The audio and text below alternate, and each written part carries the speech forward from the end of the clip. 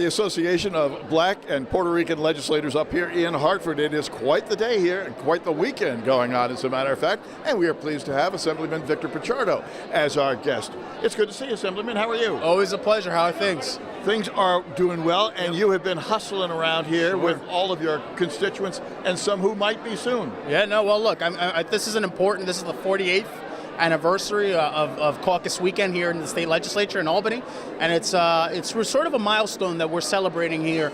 New leadership, new things are happening. The leadership in the state legislature is reflecting more of the people who live in the state, so it's a good thing. It's a good time to be here. More importantly, we understand that there's a lot of work that needs to be done, and I'm just simply happy to be a part of that. Well, I know that you've got lots of concerns, but housing is one of those Absolutely. That is of concern to you. How are we doing on that? I think, we're going to have that conversation. I believe outside of the context of the budget, I myself am hosting a workshop on the issue of rent, actually at caucus weekend Saturday at 1 o'clock over at meeting room 5, I believe. But it's, again, housing, we believe is a right.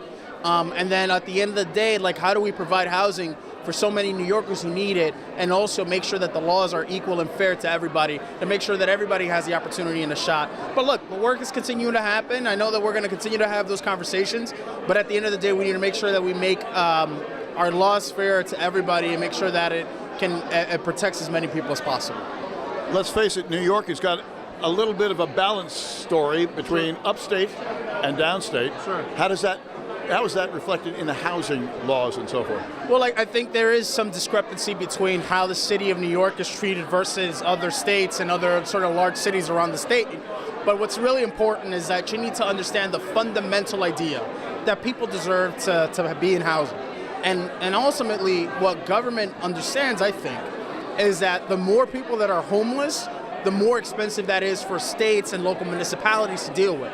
So I think the cheapest option is making sure that people have a roof over their heads, that they have the supportive services that they need, but more importantly, make sure that if a person needs a home, that we find them some sort of accommodation, but also that we create laws that it makes it harder for individuals or gives people more of an opportunity to stay in their homes. You have to work with local government, i.e. the mayor, Sure. as well as the federal government on housing. How's that juggling act going? I think, look, as far as public housing is concerned in the city of New York, the agreement that was made with HUD and the city of New York and NYCHA, I think is a decent agreement, but I think something that Secretary Carson forgot to bring was the check. There has been a pretty significant disinvestment on the federal level for public housing, not only here in the city of New York, but all around large municipalities across this country. So HUD has to make a really strong investment, not only talking about oversight, but dollars as well, to deal with the $34.6 billion capital shortfall that is happening here in not only in New York City, but in different parts of the state. So if we get to a point now, working with the mayor, working with the federal government, working with the state to deal with the issue of public housing, but also privatized housing, I think it's important because folks, New Yorkers deserve to have a home, and we need to make sure that we do everything to get to that point. Are you finding that the HUD secretary's ears are open? Does he hear what you're trying to say and what the real problem is? Well, I think, look, I haven't had any direct conversations with Secretary Carson, to be honest, but I know that Lynn Patton is right now living in Patterson houses in the Bronx, dealing with the day-to-day issues that most NYCHA residents deal with and face every day. And I think just to have that perspective, I think it's important so that, not only it's about dollars and cents and statistics and everything, but it's about the everyday human struggle of people who are living either in public housing or rent-stabilized housing across the state. And if the federal government at least has an empathetic ear and sees it and experiences it, hopefully that galvanizes not only the Secretary Carson, but HUD as a whole, to make sure that it's not just about doing the theatrics. It's not about the oversight aspect. It's about bringing real dollars to deal with the issues that are happening not only in public housing or rent stabilization across the city and across the state.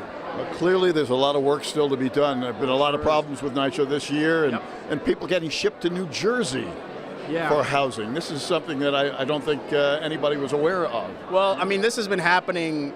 First time I was aware of this started happening in the Giuliani administration. So this is going back at least 20-something years.